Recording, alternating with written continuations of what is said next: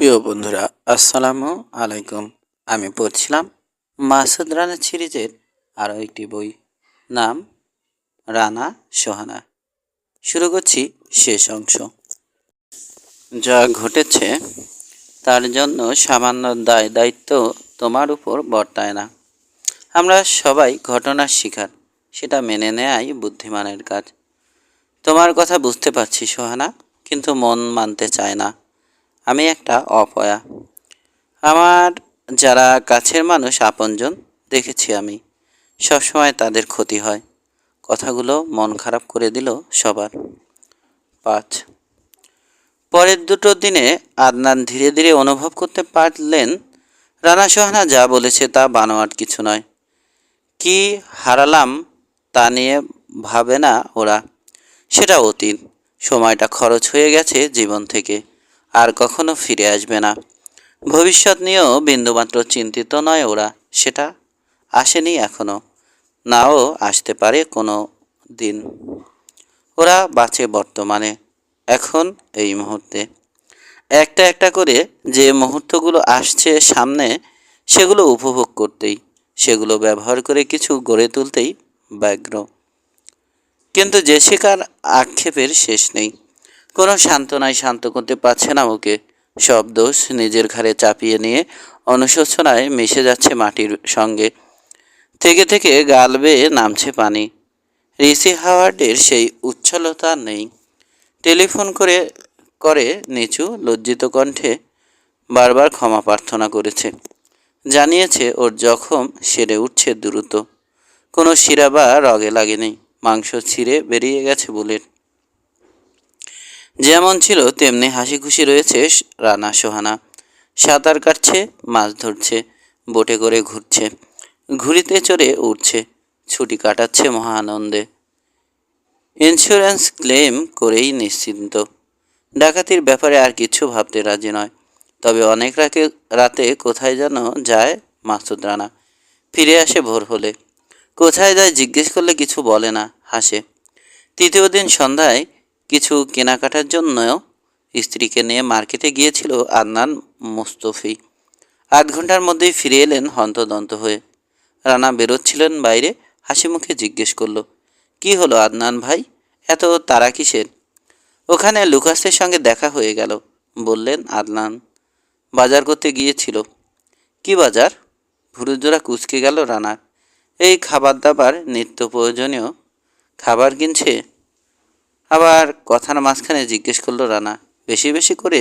হ্যাঁ, ইয়টের জন্য কয়েকদিনের রসদ। দেখা হতেই এগিয়ে এসে ওর প্রাণ বাঁচানোর জন্য ধন্যবাদ জানালো আমাদের। পার্টিতে অনভিপ্রেত ঘটনা ঘটে যাওয়ায় আন্তরিক দুঃখ প্রকাশ করল। কোনোই দিয়ে হালকা একটা গুঁতো মারলেন প্রফেসর জেসিকার পাঁজরে। এবার তুমি বলো ডার্লিং। টকবক করে ফুটছে যেন জেসিকা, অল্প অল্প কাঁপছে শরীরটা। ওই লোকটা ডাকাতির সময় উপস্থিত ছিল সোহানা, আমার খুব কাছেই। তোমরা ওকে দেখেছিলে? রানার দিকে একবার চেয়ে নিয়ে সোহানা বলল, না তো, আগে রাতে পিঠটি খেয়ে ও তখন বিছানায় শুয়ে কাতরাচ্ছে। ভুল, আসলে মুখোশ পরে ওয়েটারের পেছন পেছন ঘুরছিল, বলল জেসিকা। চোখ রাখছিল ট্রে থেকে কোনো অলংকার আবার খোয়া যায় কিনা সেই দিকে। তুমি জানলে কি করে? হাসি ফুটল রানার ঠোঁটে। আগে জানতাম না, এই তো একটু আগে জানলাম, বলল জেসিকা। গন্ধ, সেই ডাকাতের গায়ের গন্ধই পেলাম আমি আজ লুকাসের গায়ে। তুমি শিওর? জানতে চাইল সোহানা। শিওর, কিন্তু প্রমাণ করতে পারবো না।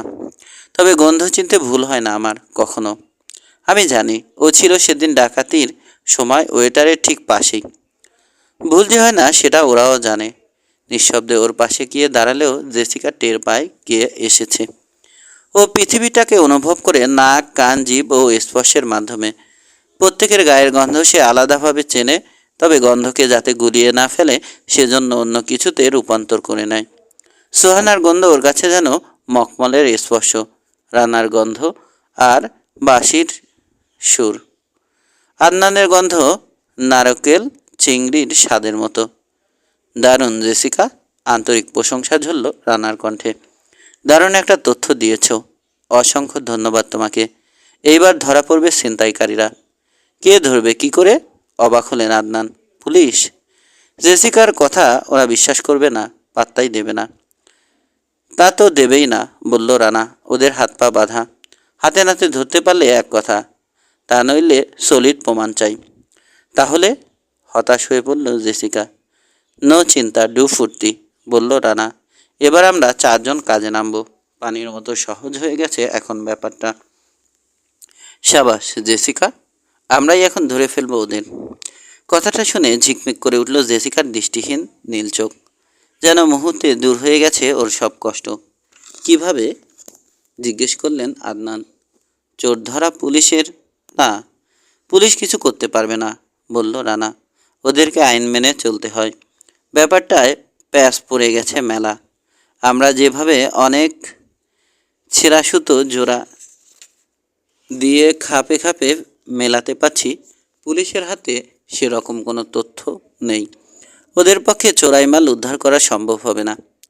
তাহলে আমাদের দ্বারা সম্ভব হবে? দেখা যাক, হাসল রানা। চেষ্টা তো করব। জেসিকার এই তথ্যটা পেয়ে পুরোপুরি নিশ্চিত হয়ে গেলাম আমরা কাজটা কাদের। এবার অ্যাকশনে যাব, লুটের মাল সব উদ্ধার করে ছাড়ব ইনশাআল্লাহ। তবে জেসিকা, তোমার সাহায্য লাগবে। কি সাহায্য? সাহায্য করতে এক পায়ে খাড়া জেসিকা। কি করতে হবে আমার? আপাতত সোহানাকে টেবিলে খাবার সাজাতে সাহায্য করো। পেটটা ভরলে বুদ্ধি খুলবে, তখন বুঝতে পারবো কোন পথে এগোতে হবে। তাই না সোহানা? এই না বেরোচ্ছিলে? রানার পা থেকে মাথা পর্যন্ত দেখলেন প্রফেসর। এখন আবার খিদে পেয়ে গেল? বাড়তি কি তথ্য আছে তোমার কাছে? একটু ছেড়ে কাছো দেখি বাছা। ছোট ছেট তথ্য আদনান ভাই। কোস্টা এসরালডা টেরেস রুম, সুন্দরী ছুকরিবিহীন প্লেবয় ইয়ট, লুকাসের মার খাওয়া, ওয়েস্টার্ন সিনেমার নায়কদের মতো রিসির .45 রিভলভার লোফালোফি, বড়লোক মহিলাদের মধ্যে গহনার প্রতিযোগিতা লাগিয়ে দেওয়ার চেষ্টা, বুলেটের আঁচড় খেয়ে রিসির মাটিতে আছড়ে পড়া। সব জায়গা মতো বসছে না এখন, হাসল রানা। রিসির ইয়টের উপর চোখ রাখতে হবে। খাওয়া সেরে সারা রাতের জন্য বেরোবো আজ। কদিন ধরে এই কাজই করছো বুঝি? তোমার সঙ্গে আমিও যাব আজ। একসঙ্গে দুজন কষ্ট করে লাভ নেই আদনান ভাই, বলল রানা। তুমি বরং দুটোর পর থেকে ডিউটি দাও। ঠিক রাত দুটোয় জেটির পূব দিকে বাতিহীন ল্যাম্পপোস্টার নিচে দেখা করো আমার সঙ্গে, ঠিক আছে? না, ঠিক নেই, বললেন প্রফেসর। আমি টিচার মানুষ, রাত জেগে অভ্যেস আছে। আমি নেব প্রথম রাতের ডিউটি। তুমি খানিক ঘুমিয়ে নিয়ে তারপর এসো রাত দুটোয়। রাত ঠিক 9টায় ফোন এলো আদনানের, কণ্ঠে উদ্বেগ। রানা কোথায়? ঘুমাচ্ছে, জবাব দিল সোহানা। কেন আদনান ভাই? নোঙর তুলে ফেলেছে। বন্দর ছাড়ছে মার্লিন। তাই নাকি? ঠিক আছে, সম্ভব হলে কোন দিকে যাচ্ছে দেখেই তুমি ফিরে এসো। 20 মিনিট পর ফিরে এসে রানাকে বারান্দায় পেলেন আদনান। ওরই জন্য অপেক্ষা করছে। ওয়েট স্যুট পরে আছে রানা, মাথায় কালো নিওপ্রিনের হুড। বাড়ির সব বাতি নেভানো। পূব দক্ষিণে যাচ্ছে ওরা, বললেন তিনি চাপা উত্তেজিত কণ্ঠে। মনে হয় মার্সের দিকে। কিছুক্ষণের মধ্যেই এই ভিলার পিছন দিয়ে যাবে। আর সবাই কোথায়? বোট হাউসে, বলল রানা। চলো যাই। একটা ওয়াটারপ্রুফ জ্যাকেট বাড়িয়ে দিল তার দিকে। ঝটপট ওটা পরে নিলেন প্রফেসর। লম্বা পা ফেলে চলে এলো ওরা বোট হাউসে। মাইল খানেক দূর দিয়ে ঝলমলে আলো জেলে চলে যাচ্ছে রিসি হাওয়ার্ডের ইয়ট মার্লিন। যেদিক খুশি চলে যাবে এবার, বললেন আদনান। সেজন্যই ওটাকে চোখের আড়াল করতে চাইছে না, বলল সোহানা। রওনা হবার জন্য তৈরি হয়ে বসে আছে ও। ওয়াটারপ্রুফ জ্যাকেট পরেছে সোহানা ও জেসিকা। গরম কাপড়ের অভাব নেই। পাওয়ার বোটের ইঞ্জিন চালু করে আবার বলল, কারো শীত লাগলে লকার খুলে বের করে নেবে, ঠিক আছে? রানার পরনে ভিন্ন পোশাক কেন বুঝতে পারলেন না আদনান। সাগরের তীরে ঘেঁষে চলছে পাওয়ার বোট, স্পিড বাড়ছে ক্রমে। দূরে মিটমিট করছে মার্লিনের আলো। মাঝে মাঝে হুইলটা অটোতে দিয়ে শক্তিশালী বিনকিউলার চোখে তুলে দেখছে সোহানা ওটাকে। ওর হাবভাবে বুঝতে পারলেন এখন এই ইয়টের বেশি কাছে যেতে চাইছে না সোহানা। সমান স্পিডে দূর থেকে অনুসরণ করতে চাইছে কেবল। মনে হয় গভীর রাতে কাছে ভিড়তে চায়, কিন্তু তারপর কি হবে আন্দাজ করতে পারছেন না। কেউ কিছু বলছেও না। বুঝলাম, মার্লিনের টপ স্পিড 20 নট বললেন তিনি শেষ পর্যন্ত। পাওয়ার বোট নিয়ে ওটাকে ধরা আমাদের জন্য কোনো ব্যাপার নয়। কিন্তু তারপর সোহানা, কাছেই তো যেতে পারবো না ওটা, দেখে বা শুনে ফেলবে। তাছাড়া ওদের কাছে অস্ত্র আছে, আর যদি ওদের অজান্তে কাছে যেতে পারিও, উপরে উঠবো কী করে? ঘাস ফড়িং হলে না হয় এক কথা ছিল, লাফ দিয়ে উঠে পড়তাম। ইয়োটে চড়াই যদি না যায়, খামাখা ওর পিছু ধাওয়া করে লাভ কি? আমরা ওটার এতটা কাছে যাব না যাতে দেখতে বা শুনতে পাই, বলল সোহানা। চিন্তা করো না আদনান ভাই, চারটা ডুবলেই আমরা কিছুটা কাছে যাব। এই বোটের আওয়াজও খুব কম। তাছাড়া আজ কালো ঘুড়িটা ব্যবহার করবে রানা। ঘুড়ি? এই রাতের বেলা? এমনিতেই শীত। সোহানার কথা শুনে হাত পা আরও ঠান্ডা হয়ে এলো প্রফেসরের। আধা সয়ে এসেছে চোখে। পরিষ্কার দেখতে পাচ্ছেন পাওয়ার বোটের একপাশে হালকা ডিউরা ডিউরালিউমিনের তৈরি ঘুড়ির কাঠামোটা বাঁধা রয়েছে। রানার বিশেষ পোশাকের অর্থ বুঝতে পারলেন এতক্ষণে। পাগল হয়ে গেছো তোমরা, বললেন তিনি। এ অসম্ভব। রানার দিকে ফিরলেন তিনি, কিছু বলবেন বলে, কিন্তু তার আগেই পেয়ে গেলেন উত্তর। আজই রাতে আমি সবাইকে নিয়ে মার্লিনে উঠব বলে ঠিক করেছিলাম। স্টার্নের উইন্সটা পরীক্ষা করছিল এতক্ষণ। ফিরে এসে বলল রানা, জেটিতে পেলে সবাই একসঙ্গে যেতে পারতাম, কিন্তু চলন্ত অবস্থায় প্রথমে একজনকে পৌঁছতে হবে ইয়োটে। এটুকুই তফাৎ। চেয়ে দেখো, ঢেউ প্রায় নেই বললেই চলে। টেক অফ করতে কোনো অসুবিধে নেই। বাতাসটাও চমৎকার, ঠিক যেমনটির দরকার। একভাবে বইছে, ফলে কম স্পিডে ফ্লাই করতে পারবো। লম্বা টো লাইন থাকবে, যার ফলে ইয়োর থেকে অনেক দূরে থাকতে পারবে সোহানা। লম্বা মানে কতটা লম্বা?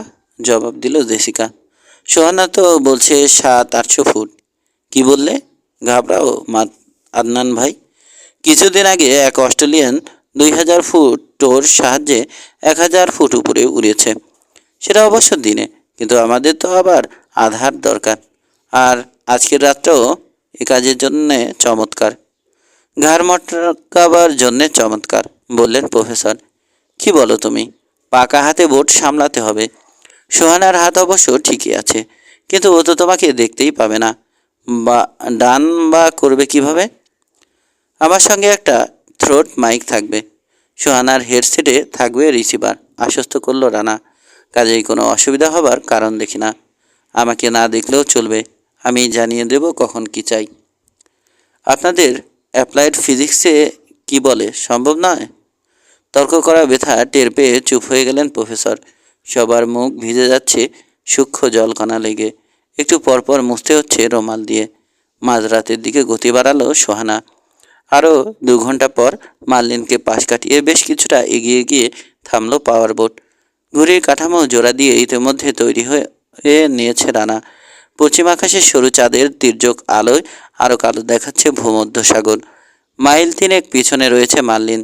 সব বাতি নিভিয়ে এখন শুধু নেভিগেশন লাইট জেলে এগিয়ে আসছে। গগলস পরে নিয়ে বোটের কিনার থেকে নেমে গেল রানা পানিতে। সোহানার নির্দেশে টেরেলিনের পালটা খুলে দিলেন আদনান। 5 মিনিটের মধ্যে ঘুড়ি ভেসে উঠল বোটের পিছনে। পালের নিচে ঝুলন্ত বারটা ধরল রানা। আসল কাজ শুরুর আগে একটু প্র্যাকটিস করে দেখে নেবে সব কিছু ঠিকমতো কাজ করছে কিনা। ঘুড়িতে বা যোগাযোগ ব্যবস্থায় অসুবিধা না থাকলে হারনেস খুলে ফেলবেও। ট্রাপিজ বারে ঝুলে থাকবে। রানার নির্দেশ পেলে চলন্ত মার্লিনের 1-150 গজ কাছে চলে যাবে সোহানা বোট নিয়ে। ইয়োটের কোর্সের সঙ্গে 40 ডিগ্রি কোণ করে পাওয়ার বোট বাতাসের বিপরীতে চলবে, যাতে নামতে পারে রানা ইয়োটের ডেকে। মহড়া দেওয়ার জন্য চলতে শুরু করলো পাওয়ার বোট। খানিক পরেই পাশ দিয়ে এগিয়ে গেল মার্লিন। নেভিগেশন লাইট ছাড়াও হুইল হাউসে আবছা আলো দেখা গেল। 1 বা 2 জন লোক থাকবে হয়তো হুইল হাউসে, তবে তাদের পিছন ফিরে তাকানোর সম্ভাবনা খুবই কম। পাওয়ার বোটের পিছনে প্রায় 40 ফুট উপরে উঠে গেছে ঘুড়িটা। দেখা যায় কি যায় না। রিসিভারে কিছু নির্দেশ এলো। থ্রোটল আরও খুলে দিল সোহানা। ইসমালম স্কি পরা রানাকে এখন ছায়ার মতো আফসা দেখা যাচ্ছে। কিছু দূর স্কি করে এগোবার পর সারফেস ছেড়ে উঠে পড়ল ও শূন্যে। সোহানা চেঁচিয়ে বলল, রশি ছাড়ো। উইন্স কন্ট্রোলের হাতল চেপে ধরলেন প্রফেসর। আস্তে আস্তে ছাড়তে শুরু করলো টো লাইন। কী ঘটছে জানার জন্য অস্থির হয়ে রয়েছে জেসিকা, কিন্তু স্থির হয়ে বসে আছে মূর্তির মতো। কথা বললে পাশের সোহানা বা আদনানের মনোযোগ ছুটে গিয়ে কোনো দুর্ঘটনা ঘটে যায়।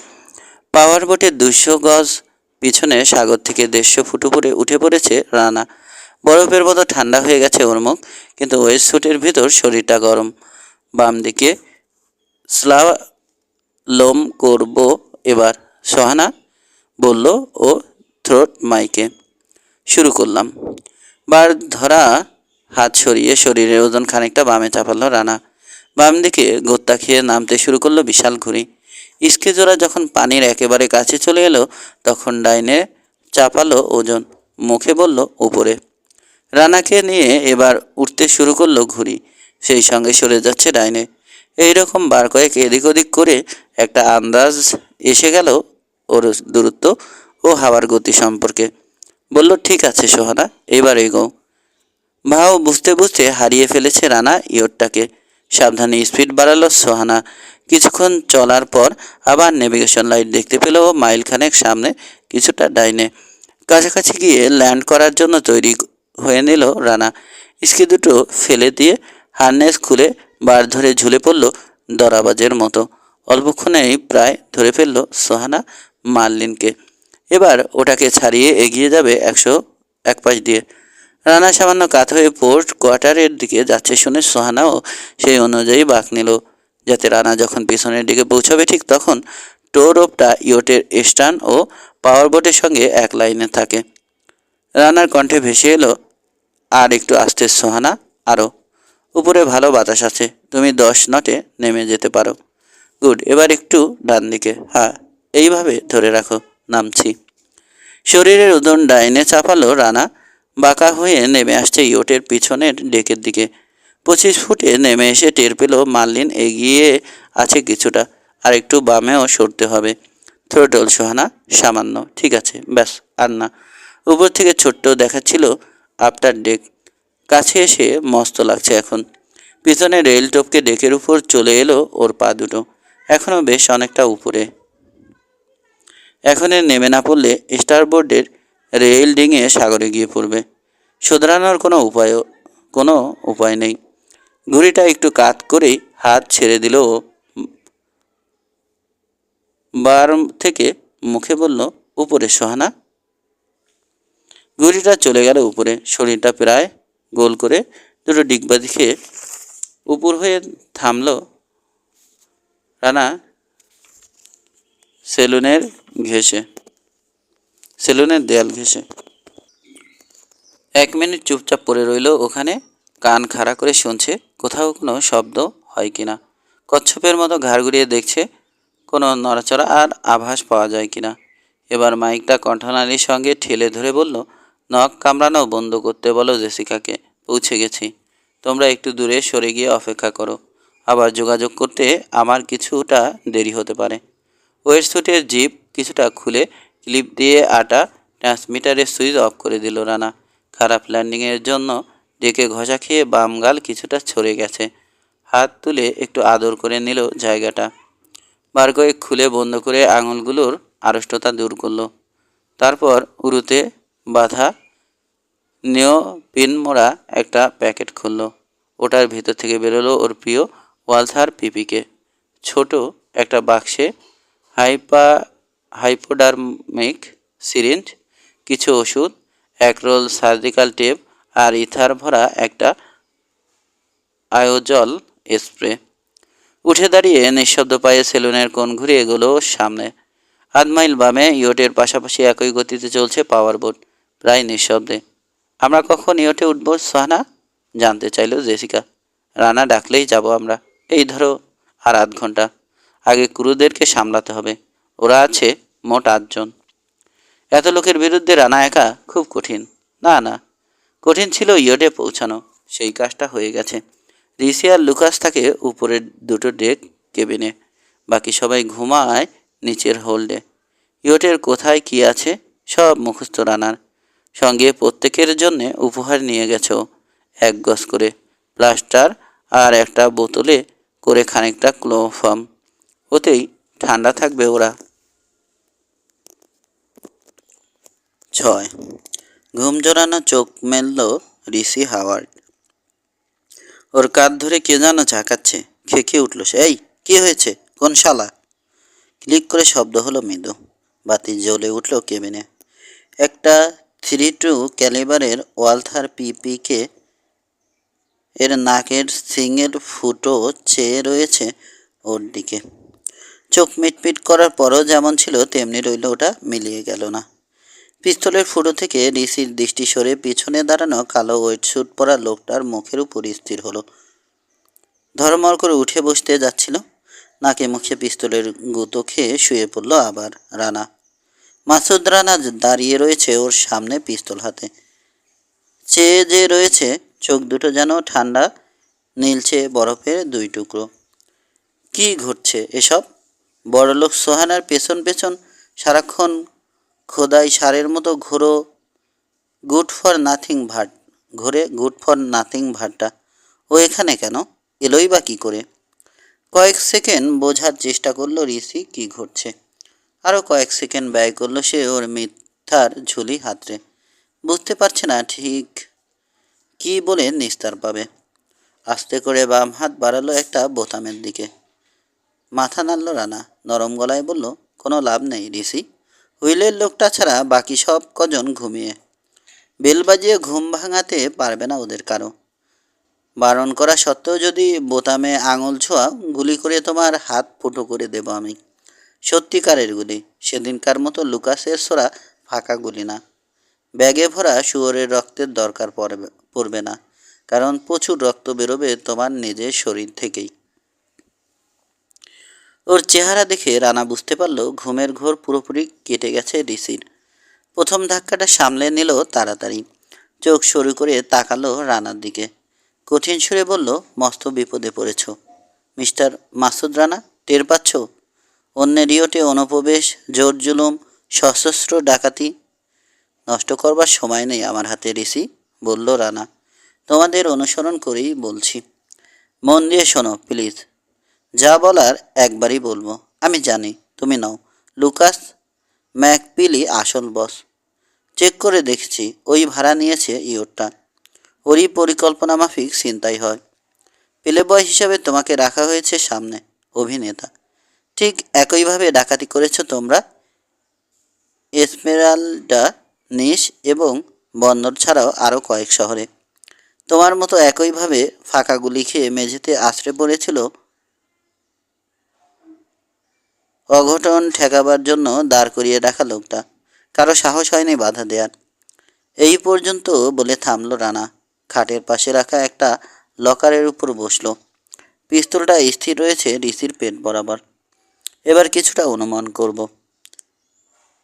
এসমেরালডার পুনরাবৃত্তি করার খায়েশ হলো লুকাসের। তোমাকে বলল বন্দরের সবাইকে নিমন্ত্রণ করতে। ভয় পেলে তুমি। ঋষি হাওয়ার্ডের পার্টিতে দ্বিতীয়বার ডাকাতি হলে কারো মনে সন্দেহ জাগতে পারে। অনেক কাকুতি মিনতি করলে, কিন্তু তোমার আপত্তিতে কান দিল না লুকাস। লোভে অন্ধ হয়ে গেছে সে তখন। কেটে পড়ার সাহস নেই তোমার। সেজন্যই ওকে খুন করবার প্ল্যান করেছিলে তুমি সেদিন বোলেদর রেস্তোরাঁর কার পার্কে। ওই 2 গুন্ডাকে নিয়োগ করেছিলে তুমি, কিন্তু কিছু না জেনে প্রফেসর আদনান মোস্তফি বাঁচিয়ে দিল ব্যাটাকে। ফলে দ্বিতীয়বার একই কায়দায় ডাকাতির আয়োজন বাতিল করা গেল না। এক দৃষ্টে চেয়ে রয়েছে রানা ঋষির চোখের দিকে। ওর চেহারা দেখেই অনুমানের সত্যতা টের পেল। কপালের চিকন ঘাম এখন ফোঁটায় ফোঁটায় নামছে গাল বেয়ে। পুলিশকে খবর দিলাম আমি। তোমার মুখ শুকিয়ে গেল।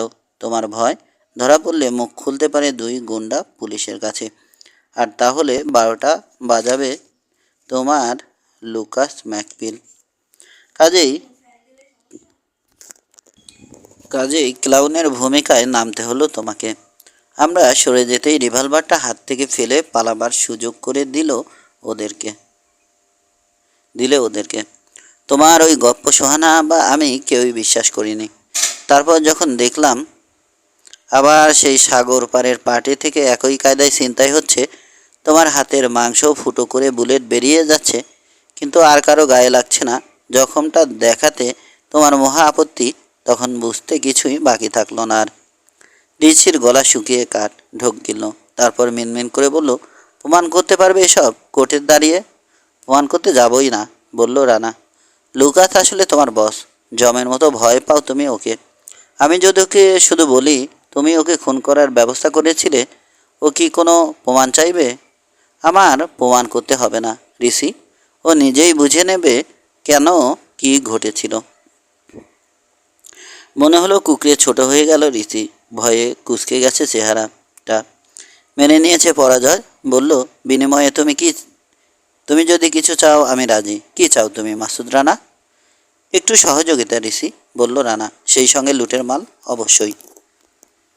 সাগরের দোলায় দুলছে ইয়ট, ইঞ্জিন বন্ধ।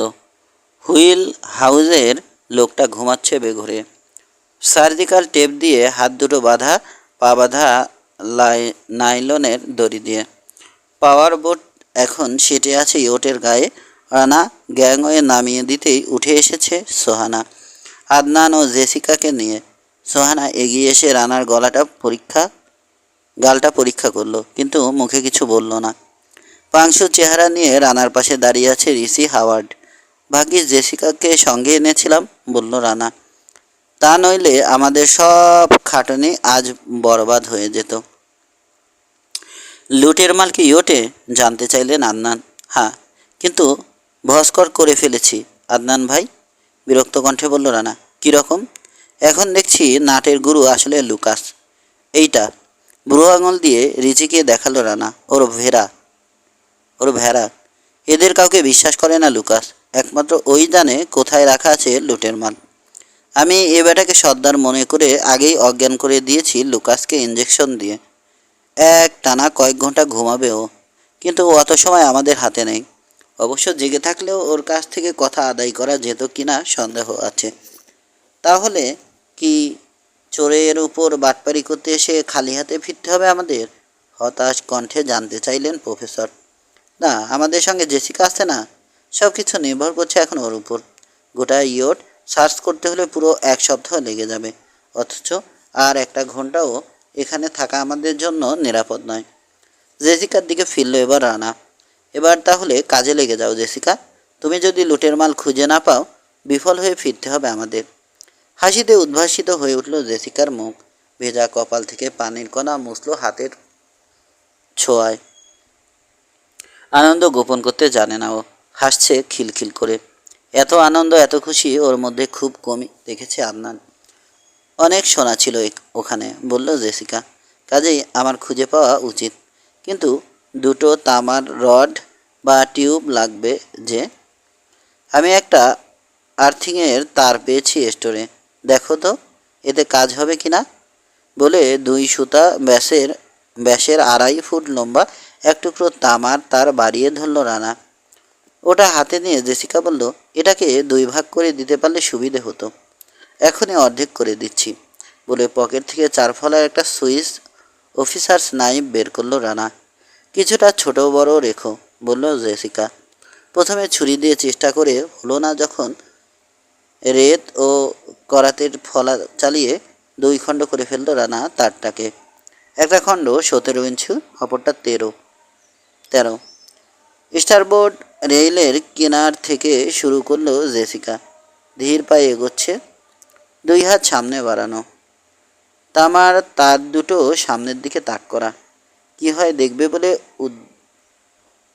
উগ্র আগ্রহ নিয়ে সবাই চলছে ওর পিছন পিছন। ওর এই অতীন্দ্রিয় ক্ষমতার কথা অনেকদিন আগে শুনেছে রানা সোহানার কাছে। কয়েকটা গোল্ড মাইন প্রসপেক্টর কোম্পানির হয়ে চুক্তি ভিত্তিতে কাজও করেছে জেসিকা বিয়ের আগে। 3-4 ফুট সরে সরে লম্বালম্বিভাবে 2 বার আসা যাওয়ার পর 3য়বার ইয়টের মাঝামাঝি এসে জেসিকার হাতের তার দুটো সরে গিয়ে গুণ চিহ্নের আকৃতি নিল, থেমে দাঁড়ালো। চেহারায় গভীর মনোনিবেশের ছাপ।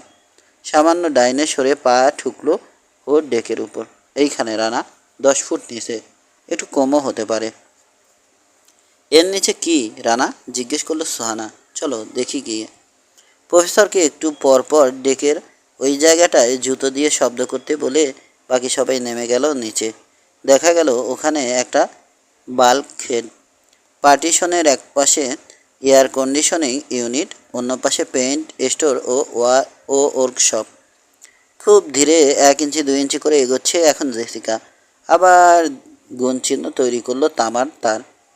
বাল্কহেডের সামনে গিয়ে দাঁড়ালো জেসিকা। এইখানে, বলল সে, ডেক লেভেলে।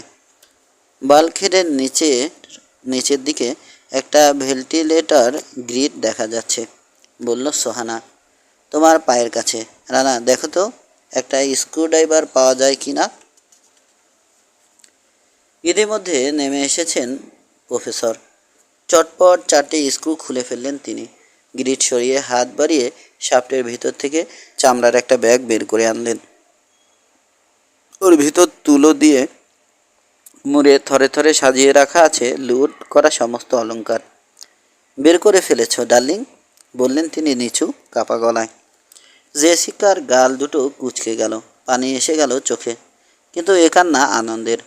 এক হাতে ওকে জড়িয়ে ধরে হা হা করে হেসে উঠলেন প্রফেসর, প্রাণখোলা হাসি। ব্যাগের ভিতরটা নেড়ে চেড়ে দেখল সোহানা। এক নজরেই অনেকগুলো অলংকার চিনতে পারল। মাথা ঝাঁকালো রানার দিকে চেয়ে। এবার কি রানা? চট করে ওরা হাতে ধরা পিস্তলটার দিকে একবার চেয়ে নিয়ে জিজ্ঞেস করলো রিসি হাওয়ার্ড। তোমার কেবিন, বলল রানা। ইশারা করলো পিস্তল দিয়ে। আমরা চলে যাচ্ছি এখন। তুমি চাইলে লুকাসকে যেমন দিয়েছি তেমনি 1 ডোজ বারবিচুরেট পুশ করতে পারি তোমার শরীরে। 8 জনের মধ্যে কেউ না কেউ জেগে উঠে মোছড়ামুছড়ি করে খুলে ফেলবে বাঁধন, তারপর মুক্ত করবে বাকি সবাইকে। সেটাই বোধহয় কিছুটা নিরাপদ হবে তোমার জন্য, কি বলো? মাথা ঝাঁকালো রিসি। এগুলো দরজার দিকে। 7-15 মিনিটের মধ্যেই আকাশের গায়ে মার্লিনের সিলুয়েট আবসা হতে হতে মিলিয়ে গেল। পাওয়ার বোটের হুইল আবার সোহানার হাতে। দুলন্ত ভূমধ্যসাগরের পিঠ চিরে দিয়ে তীর বেগে ছুটছে ওদের বোট উত্তর পশ্চিম বরাবর। হুড খুলে ফেলেছে সোহানা, বাতাসে উঠছে ওর দীর্ঘ চুল। ওয়েট স্যুট পাল্টে লকার থেকে গরম কাপড় বের করে পরেছে রানা। মস্ত বড় একটা হাই তুলে সিটের পিছনটা নামিয়ে দিয়ে একটা এখন শোয়ার তাল করছে। মনে হচ্ছে স্বপ্নের মধ্যে আছি, বললেন আদনান। সুখ স্বপ্ন। আজই কি লুটের মাল সব তুলে দেবে পুলিশদের হাতে? না, জবাব দিল সোহানা। পুলিশের ধারের কাছেও যাব না। তাহলে ওদের শাস্তি হবে না? জানতে চাইল জেসিকা। শাস্তি শুরু হয়ে যাবে আর কিছুক্ষণের মধ্যেই। খোয়া গেছে লুটের মাল, কিন্তু কেউ জানে না কিভাবে। এটা বিশ্বাসযোগ্য ব্যাপার নয়। রিসি ছাড়া সবাই মনে করবে ওদেরই ভেতর কেউ করেছে কাজটা, কিন্তু কাউকে দিয়ে স্বীকার করানো যাবে না কার কাজ। কেউ কারো কথা বিশ্বাস করবে না, সবাই সন্দেহ করবে সবাইকে, ফলে ভেঙে যাবে দল। আমরা মাঝসাগরে চড়াও হয়ে নিয়ে এসেছি ব্যাগ। এই গল্প লুকাস ম্যাকপিলকে শোনাবার সাহস হবে না রিসির। একটা হাই তুলল সোহানা, তারপর বলল, তোমরা একটু গড়িয়ে নাও। সবাই মিলে রাত জাগার কোনো মানে হয় না। ঠিক বলেছ, বললেন আদনান। কিন্তু মনের মধ্যে নানান প্রশ্ন ঘুরপাক খেলে ঘুম আসবে কী করে শুনি?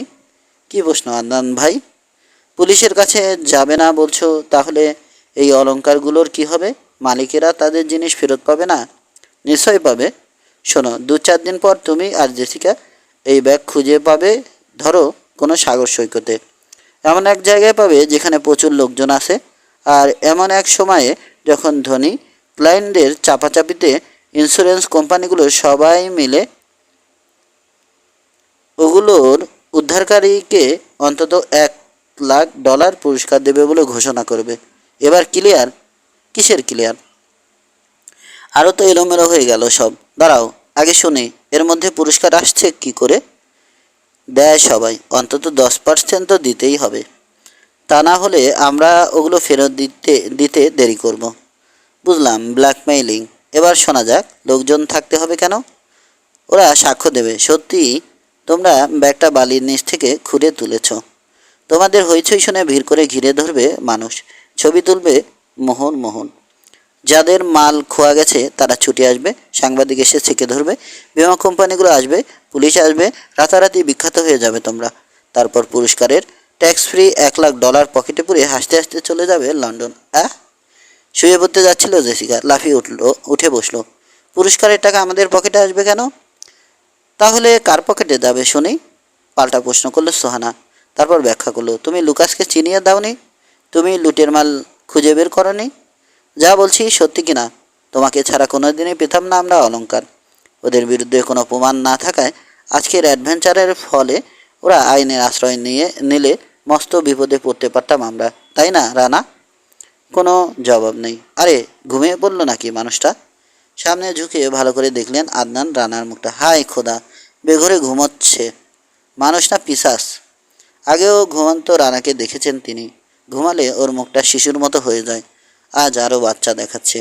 এলোমেলো চুল, গালে ছড়ে যাওয়ার দাগ শুয়ে আছে, ঠিক যেন ক্লান্ত এক পথকলি। পরিষ্কার বুঝতে পারছেন জেসিকা আজ বাজারে গিয়ে লুকাসকে চিনতে পেরেছে শুনেই ওদের পুরস্কার পাইয়ে দেওয়ার প্ল্যান তৈরি করে ফেলেছিল এই রহস্যময় যুবক। আশ্চর্য একটা মমতা বোধ করলেন তিনি মহৎ প্রাণ এই মানুষটার প্রতি। ফিরলেন সোহানার দিকে। বেশ বুঝলাম, জেসিকা খুঁজে বের করেছে জুয়েলারি ব্যাগ, কিন্তু রানা আমাদের নিয়ে গিয়েছিল। নিজের ঘাড় মটকাবার ঝুঁকি নিয়ে ঘুরিতে করে নেমেছে ডেকে। কাজ ঝাঁকালো সোহানা। তা ঠিক, মৃত্যুর ঝুঁকি নিয়েছিল ও। যদি সাহস থাকে তবে পুরস্কারের অর্ধেক টাকা ওকে সেধে দেখতে পারো। আমার বিশ্বাস সেইটাই হবে তোমাদের শেষ দেখা। 3 দিন পর প্রফেসর আদনান মুস্তফি স্ত্রীকে নিয়ে একদল ট্যুরিস্টের সঙ্গে একটা ট্রাভেল এজেন্সির আয়োজন করা প্যাকেজ ট্যুরে গেলেন শাহ মিগুয়েল বিচে। বেলা 11টার দিকে বিচে পড়ে থাকা একটা পাথরে হেলান দিয়ে বসিয়ে স্ত্রীর ছবি তুলতে যাচ্ছিলেন, এমন সময় চেঁচিয়ে উঠল জেসিকা, আরে এটা কি, সাপ নাকি? উপস্থিত সবার চোখ ঘুরে গেল অন্ধ মেয়েটির দিকে। ও তখন একটা দড়ি ধরে টানছে।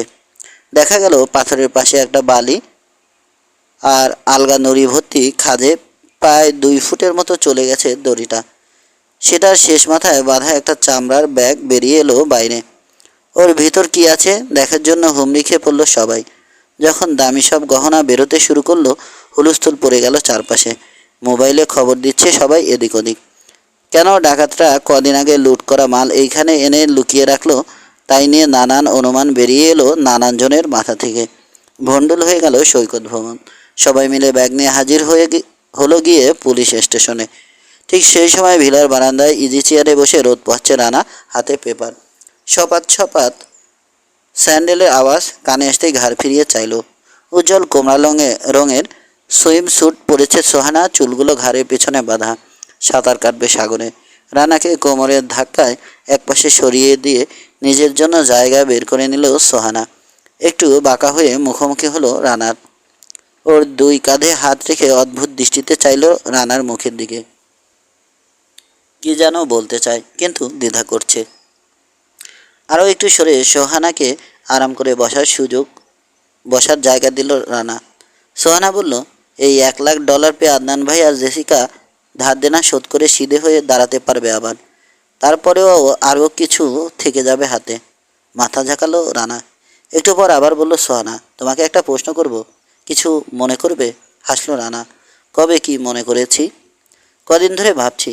তুমি আমাকে কিছুই বলনি কেন? তুমি জানতে ওই রাতে ডাকাতি হবে, কারা করবে তাও জানতে, তাই না? সোহানার চোখে চোখ রাখলো রানা। তুমি টের পাওনি? জেসিকা লুকাসের গন্ধ পাওয়ার আগে বুঝিনি। সেদিন বুঝলাম ওটা তোমার জন্য নতুন কোনো খবর ছিল না। তখনই মনে হলো তুমি আগে থেকেই সন্দেহ করেছিলে ওদের। সেই রাতে বলে দেওয়ার রেস্তোরাঁয় যা যা ঘটেছে, এভাবে ছাড়া আর কোনোভাবে মিলছিল না, বলল রানা। হ্যাঁ আমি জানতাম পার্টিতে ছিনতাই হবে। ভেবেছিলাম 2-4 দিন অপেক্ষা করে প্রমাণ করে দেব। এজন্য দায়ী ঋষি গং। ভাবছিলাম প্রমাণটা জেসিকা আর আদনান ভাইকে দিয়ে কি করে করানো সম্ভব, কিন্তু জেসিকা লুকাসকে চিনে ফেলায় ক্রেডিটটা ওর উপর চাপানো সহজ হয়ে গেল। মার্লিন যে কবে কখন রওনা হবে তাও জানা ছিল আমার। আদান ভাই স্বচক্ষে সেটা দেখে আসায় ভালো হয়েছে। মৃদু হাসল সোহানা। সেজন্যই পাওয়ার বোটে যা যা প্রয়োজন সব রেডি করে রেখেছিলে আগে থেকে? মাথা ঝাঁকালো রানা। ঋষি জানতো কোথায় ব্যাগটা আছে, তাই না? আবার মাথা ঝাঁকালো। এটাও বুঝে ফেলেছ? লুকাসকে কয়েক ঘন্টার জন্য ঘুম পাড়িয়ে রাখতে হয়েছে তোমাকে, জেসিকাকে ওগুলো আবিষ্কারের সুযোগ দেওয়ার জন্য, ঠিক? হ্যাঁ। ঋষি জানতো লুকাসের কেবিনে লকারে রাখা আছে লুটের মাল। আমার খুঁজতে হয়নি। যখন বলেছিল 2 গুন্ডা ভাড়া করে লুকাসকে চিরতরে সরিয়ে দেওয়ার পরিকল্পনার কথাটা আমার জানা আছে, লুকাসও জানবে সহযোগিতা না করলে, তখন সুরসুর করে আমাকে নিয়ে গিয়ে দেখিয়ে দিয়েছে জায়গাটা। তাহলে তুমি ওটা নিয়ে গিয়ে গ্রিডের ভিতর সাপটে রেখেছিলে জেসিকাকে দিয়ে আবিষ্কার করাবে বলে? ভুরু কুঁচকে গেল রানা। সবই দেখছি তুমি জানো সোহানা, সে কথা আমাকে বলনি কেন? এ কটা দিন শুধুই আমি অপরাধবোধে ভুগলাম। অবাক হলো সোহানা। বারে, তুমি আমাকে বলনি বলেই আমিও কিছু বলিনি। ডাকাতির ব্যাপারে আমি শিওর ছিলাম না, কিন্তু যদি হয় তাহলে পুরস্কারের পরিমাণ যে বাড়ে সেজন্যই তোমার দেয়া মালাটা আমি হাতছাড়া করেছিলাম। এখন বুঝতে পারছি তুমি আমার উদ্দেশ্য টের পেয়েছিলে বলেই চট করে রাজি হয়েছিলে মালাটা জেসিকাকে পরাবার ব্যাপারে। মাথাটা একটু নিচু করলো সোহানা, তারপর নিচু গলায় বলল, তবে একটা সত্যি কথা তোমাকে বলি, যখন ওটা লুট হয়ে গেল তখন আমার কলজেটা ফেটে যেতে চাইছিল। গহনা হারাবার দুঃখে নয়। কি কষ্ট করে তুলেছিলে তুমি ওগুলো দিনের পর দিন সাগরে ডুব দিয়ে শুধু আমার জন্যে। ওটা আমি আর ফিরিয়ে নাও পেতে পারতাম। টপ টপ করে 2 ফোঁটা পানি পড়ল সোহানার চোখ থেকে। পানিটা মুছিয়ে দিয়ে ওর 2 গাল ধরল রানা 2 হাতে। আলতো একটা চুমো দিল চিবুকে। হাসছে ওর দুষ্টমির হাসি। ওগুলো তো শুধুই মুক্তা সোহানা, তোমার জন্যে তুলেছিলাম। তুমি কত খুশি হবে ভেবে মনের আনন্দে একটা একটা করে সংগ্রহ করেছিলাম। ওগুলো যদি কোনো দিন চুরি হয়ে যায়ও যেন, আমার আনন্দটুকু থাকবে চিরকাল। কেউ কোনো দিন সেটা চুরি করতে পারবে না। এবার ঝাঁপিয়ে পড়ল সোহানা রানার বুকে। 2 হাতে জড়িয়ে ধরে হাউমাউ করে কাঁদছে। সমাপ্ত।